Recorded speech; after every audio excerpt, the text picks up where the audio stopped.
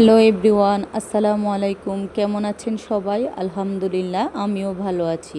পুরান ঢাকার বিখ্যাত বিরিয়ানি রেসিপি আজকে আপনাদের সাথে শেয়ার করব। এখানে আমি হাড় ছাড়া গরুর মাংস চর্বি সহকার নিয়েছি। এখন আমি সবগুলো মশলা অ্যাড করে দেব। প্রথমে দিব রসুন বাটা 2 চামচ, আদা বাটা 2 চামচ, দেব পেঁয়াজ বাটা 2 চামচ। তারপর অ্যাড করে দেব ধনিয়ার গুঁড়া 2 চামচ, জিরার গুঁড়া 2 চামচ। ঘরে যে মশলা থাকে সেগুলো দিয়ে খুব অল্প মশলায় খুব মজার একটি বিরিয়ানি রান্না করতে পারবো। এই মুহূর্তে আমি অ্যাড করে দেব 2 চামচ পরিমাণ লবণ। তারপর সামান্য একটু হলুদ দেব। তারপর দিয়ে দেব বাদাম এবং কাঁচামরিচ বাটা। বিরিয়ানিতে আমি লাল মরিচের গুঁড়া অ্যাড করব না। এই পর্যায়ে আমি দিয়ে দেব টক দই। তারপর দিব সয়া সস। সবগুলো উপকরণ একসাথে আমি হাতের সাহায্যে ভালোভাবে মেখে নেব। এভাবে যখন বিরিয়ানিটা রান্না করবেন তখন পুরো এলাকা সুঘ্রাণে ছড়িয়ে পড়বে। এই মুহূর্তে আমি অ্যাড করে দেব সামান্য পরিমাণ রান্নার তেল। এভাবে ভালোভাবে মেখে আমি 30 মিনিটের মতো ঢাকনা দিয়ে ঢেকে রেখে দেব। আপনারা চাইলে মুরগির মাংস দিয়েও এই বিরিয়ানিটা রান্না করতে পারেন। ফিরে আসবো 30 মিনিট পর। এখন আমি রাঁধুনি বিরিয়ানি মশলা থেকে একটু মশলা অ্যাড করে আবার ভালোভাবে নেড়ে চেড়ে দেব।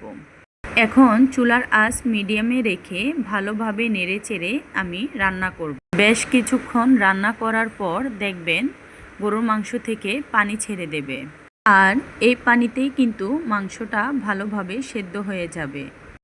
এই তো আপনারা দেখতেই পারতেছেন আমার মাংসের পানিটা মোটামুটি শুকিয়ে আসছে। এই পর্যায়ে আমি নিয়ে নিব চিনি গুঁড়া পলার চাল। এখানে রাইস কুকারের পট দিয়ে আমি চালটাকে মেপে নিয়েছি। এই তো রাইস কুকারের হাঁড়িতে আমি তেল দিয়ে দিব। এই পর্যায়ে অ্যাড করে দিব পেঁয়াজ কুচি। পেঁয়াজটা যখন বাদামি রঙের হয়ে আসবে তখন আমি চালটাকে অ্যাড করে দেব। আমি চালটাকে আগে থেকে ধুয়ে পানি ঝরিয়ে নিয়েছি। পর্যায়ে এসে আমি অ্যাড করে দেব এলাচ, দারচিনি এবং তেজপাতা। বেশ কিছুক্ষণ ধরে আমি চালটাকে ভেজে নেব। এই পর্যায়ে আমি অ্যাড করে দেব মাংস ভুনা। মাংসটা অ্যাড করার পর এখন আমি চাল এবং মাংস একসাথে ভালোভাবে নেড়ে চেড়ে অ্যাড করে দেব ফুটন্ত গরম পানি। এই পর্যায়ে আমি একটি ঢাকনা দিয়ে ঢেকে দেব এবং ঢাকনা তুলে ভালোভাবে নেড়ে চেড়ে দেব।